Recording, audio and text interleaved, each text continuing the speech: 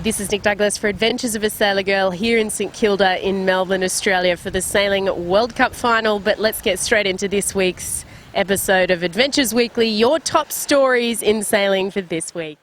In the Vendee Globe, Bank Populair's Leclerc has not only stolen the lead over Alex Thompson's Hugo Boss, he's also smashed the Cape Leeuwin record, that is off the southwestern corner of Australia, by over 5 days. Incredible action, and interestingly, it was a similar gap back to Alex Thompson, just over 5 hours, as it was between the former Vendee Globe winner Gabart back to Leclerc in the previous Vendee Globe. That's just a little bit of interesting factual information there while we watch some of these fantastic boats in action.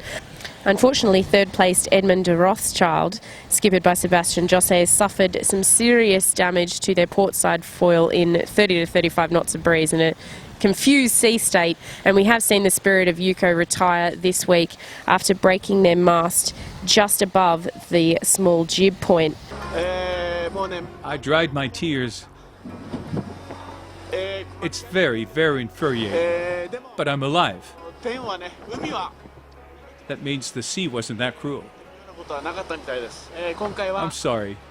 I have no other words.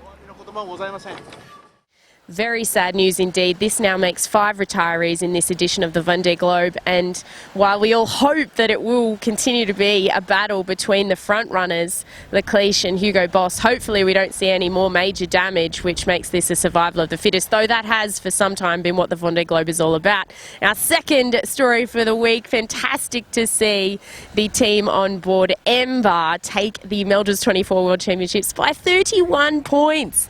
That's including drops, not sailing the last race. That is just absolutely incredible. Some fantastic images of this team here, who were apparently just incredible at sailing downwind. Headed by Connor Clark, with Stuart McNay and David Hughes on board. A shout out to that duo who did sail in Rio in the men's 470 class for the US, as well as Maurice O'Connell, or Prof as he's more fondly known. Absolutely incredible. And Aoife English, who was on board too. Just fabulous, fabulous sailing. Congratulations again to the whole team on board Ember. Now, story number 3 for Adventures Weekly this week, where I'm doing my take on the top 3 stories for the week, is here locally for Sailing World Cup Melbourne. Maybe more of a feel-good story than a top news item, but it was fantastic to see Matt Belcher present an Optimist sailor Adelaide with her graduation certificate. She was missing her primary school graduation this week, so Matt Belcher, dual Olympic medalist, both a gold in London and a silver most recently in Rio on the men's 470, took the time out to present her with a certificate. Here's a little snippet. Now, because you're missing your primary school graduation, we thought we would call on someone a little bit important in sailing to present your graduation certificate to you, which we actually have here today. Yay!